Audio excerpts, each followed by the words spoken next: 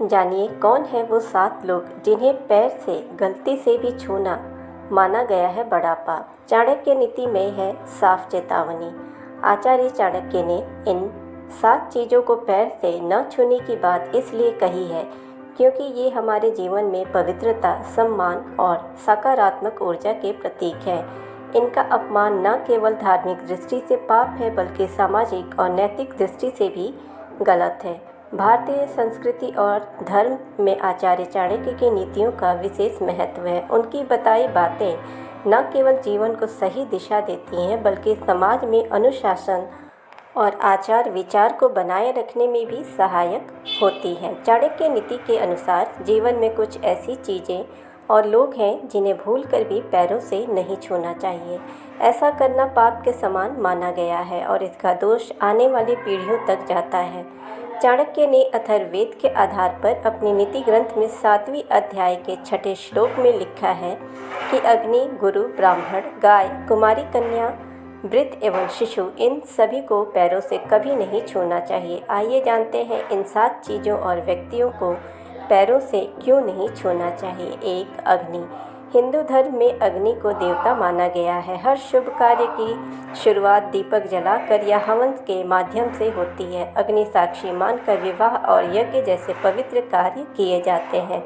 ऐसे में अग्नि को पैर से लगाना देवताओं का अपमान माना जाता है। गुरु का स्थान भारतीय संस्कृति में सर्वोच्च। कहा जाता है कि गुरु के बिना ज्ञान और भक्ति अधूरी है। गुरु के आशीर्वाद से ही व्यक्ति जीवन में सफलता और सही मार्ग पाता है। इसलिए गुरु का पैर से स्पर्श करना बेहद अशुभ माना जाता है। 2. ब्राह्मण। ब्राह्मणों और साधु संतों को धर्म और ज्ञान का प्रतिनिधि माना गया है।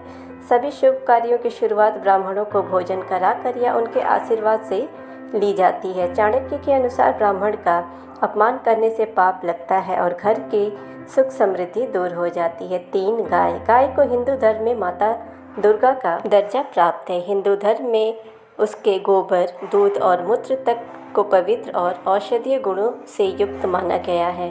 अथर्ववेद में भी गाय का अपमान करने वाले के लिए दंड का उल्लेख। गाय को पैर से छूना माता का अपमान करने के समान है। यही वजह है कि गाय को गौ माता कहा जाता है। 4. कुमारी कन्या। हिंदू धर्म में कुमारी कन्या को देवी का स्वरूप माना गया है। नवरात्रि में कुमारी पूजन की परंपरा इसी आस्था पर आधारित है। किसी कन्या को पैर से छूना या ठोकर मारना देवी शक्ति का अपमान करने जैसा है। 5.